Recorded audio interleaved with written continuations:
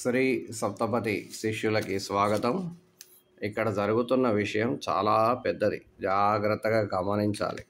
నిన్న చదివాం కదా, ఆ 9 పరీక్షలకు 50 కోట్లు ఖర్చు. ఇందులో CWPRSకు చెల్లించాల్సిందే 20 కోట్లు. కాళేశ్వరం బ్యారేజీల సామర్థ్య పరీక్షలకు భారీగా వ్యయం. నిన్న చదివాం కదా, దానికి అయ్యే ఖర్చు అంచనా మాత్రమే 20 కోట్లు పడుతుందని అంచనా. వీటి కోసం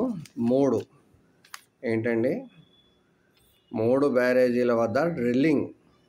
ఎంత డేంజర్ అంటే నాకు తెలియదు, పెద్దవాళ్ళు చెప్పాలి. 3 బ్యారేజీల వద్ద డ్రిల్లింగ్ చేయడంతో పాటు మరిన్ని పనులు ఉన్నాయి. ఇవన్నీ కలిపి మరో 30 కోట్లు వరకు ఖర్చు కావచ్చని అంచనా. అంటే మొత్తం 50 కోట్లు ఖర్చు చేయాల్సి వస్తుంది. ఇంకా పెరగడం తప్ప తగ్గే సమస్య లేదు. ఇప్పుడు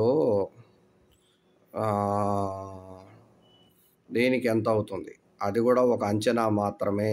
మేడిగడ్డ బ్యారేజీకి సుమారుగా 6.54 కోట్లు, సొంతిళ్ళకి 6.42 కోట్లు, అన్నారానికి 6.40 కోట్లు అవసరమని తేల్చారు. వీటితో పాటు 3 బ్యారేజీల్లో డ్రిల్లింగ్ చేసే బోర్వెల్ డేటా తీయాల్సి ఉంటుంది. ఇక్కడ జాగ్రత్తగా చూడండి.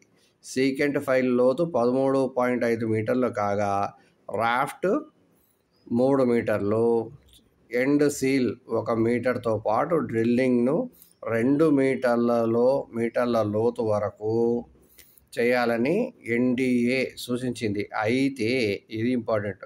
గతంలో కొంత దూరం వెళ్ళగానే ఏమైంది?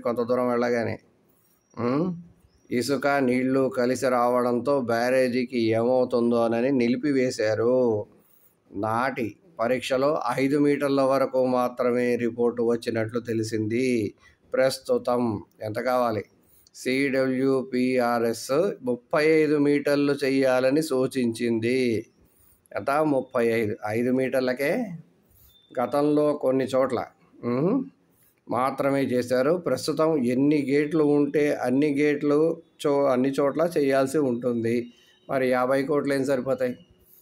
కనీసం అసలు శ్రీ సప్తపతి అడిగేది ఏంటంటే, ఒక్కొక్క గేటు దగ్గర 30 మీటర్లు మొత్తం అంతా గుంటలు తవ్విన తర్వాత ఎంత అవుతుంది, అది విషయం. అలాగా తవ్వుకుంటూ తీస్తూ పోస్తూ ఇస్తూ కాళేశ్వరం నీకు నమస్కారం.